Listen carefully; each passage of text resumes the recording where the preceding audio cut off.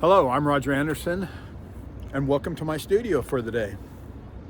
This is a Heart for the Trail, a transplant story, and I'm not in my normal spot, if you might notice, and I don't have my Jeep today.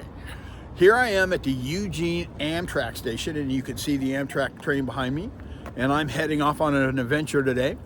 I'll be going from Eugene up to Bellingham, Washington. I'm going to be picking up a friend of mine.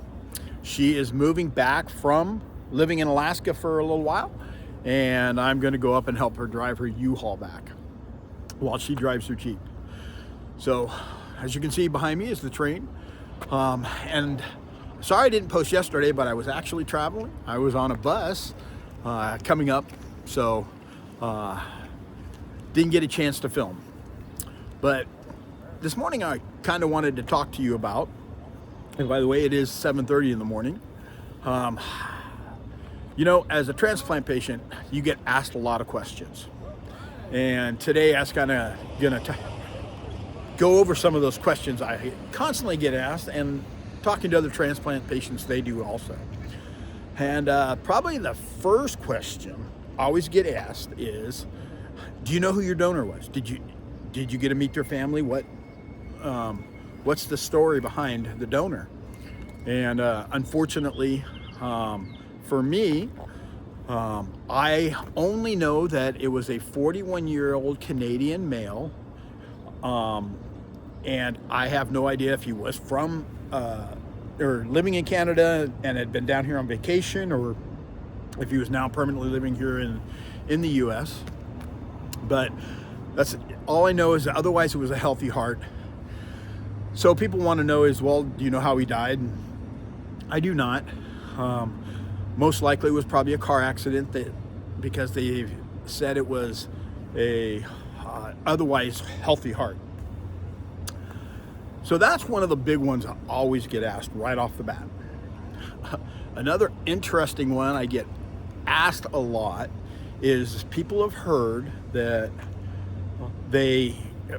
people who get transplants will all of a sudden have different memories, they'll have different cravings for food, they'll have just some different things they can't explain. And so people want to know if I've had any of that. And for me, I always tell them no, that I haven't had any kind of signs of that. My taste buds are pretty much the same. I do know some people who have lost their taste, and one of the guys who got transplanted roughly around the same time, anytime he ate meat, it tasted really metallic to him. And so my wife would joke with him and his wife about, well, he must have got a vegetarian heart. But for me, I always tell everybody, since I got a Canadian heart, the only thing that I've got is this desire to drive a Zamboni. And that usually gets a pretty good chuckle. So the next question that gets asked to me a lot is, are there any restrictions or anything I can't do, anything I can't eat, anything like that? And for the eating part, pretty much nothing really bothers me there, because the things I can't eat are things I didn't like anyways. Brussels sprouts, and you got to make sure you're not allowed to eat anything that hasn't been pasteurized, like milk or cheese or anything like that. The only thing for me that gets to me is I love blue cheese salad dressing, and I can't have it anymore. The blue cheese is actually a mold, and because of the immune suppressants, I'm not allowed to have that anymore. So that's the big one for me. As far as things I can't do, there really hasn't been a whole lot. You got to be careful about certain things. Sorry, my eyes are a little itchy this morning. Allergy season. They tell you you're really not supposed to dig in the dirt, that there is a fungus that's in the dirt that can cause some problems. But I do know a lot of people who still garden and everything. They're just very careful. One of the things, of course, was for the first 3 months after my transplant, I had to wear a big respirator anytime I was outside of my room, even in the motel, the Navy Lodge there. Walking down the halls, I would have to wear the respirator mask. Anytime you're outside, you have to wear the respirator mask. And so that was a big one. I wish I had it, but I'm traveling. I would have showed it to you. Big with the big cartridges on the side, big pink filters. You couldn't miss them. And so that brings me to a kind of an interesting story I wanted to tell you. You know, one of the interesting questions that I can't believe when I first was getting ready to get my transplant and got my transplant is I heard people were asked, did you ever get to meet your donor? Actually meet your donor. And of course, you know, for the most part, that's a no. However, right after my transplant, my wife and I were out, actually a Ross down there in the Palo Alto area. And a lady came up to me because I had that big respirator on, and she asked me if I was a heart transplant. And I told her yes. And she explained to me that her son was a heart-lung transplant patient. And that the really curious thing there was, as a heart transplant patient, he actually needed just the lungs. But they have found that with the lung transplant, it's better that if they get the heart lung. So both.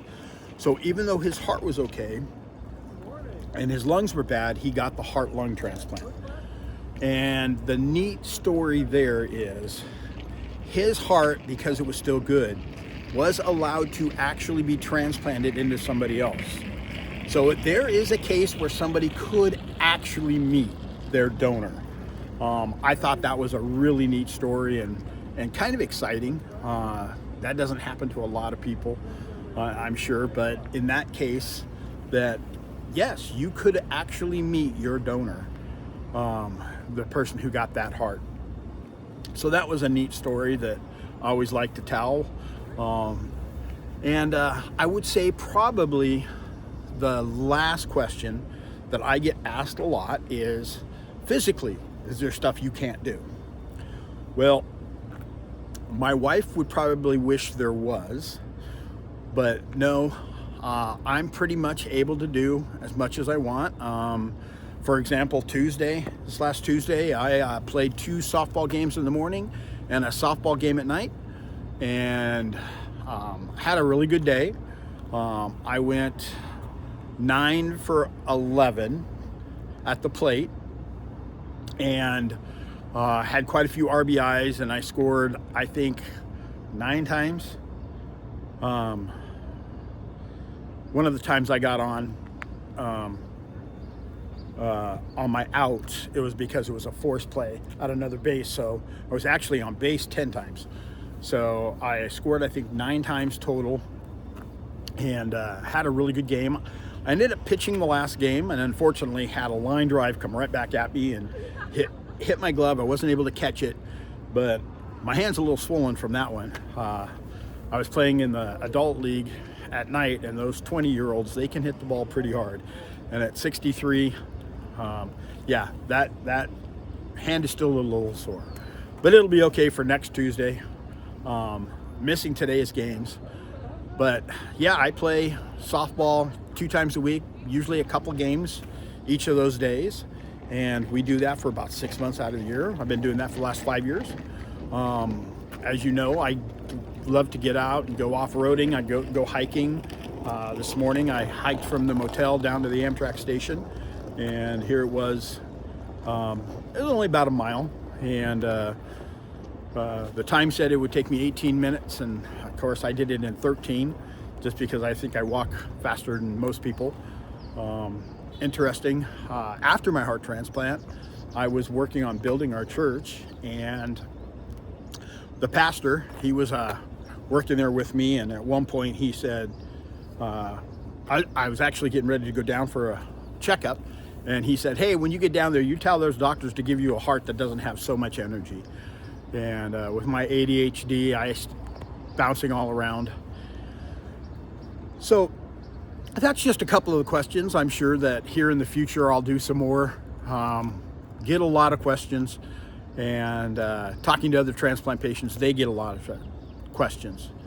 Well, it's getting really close to time for me to board. Our train leaves in about 10 minutes. So I'm going to sign off, and I'm going to tell you have a great day. And I want to leave you with this question. What adventure is your heart telling you to take? Me, I'm going on a train ride. Have a great day.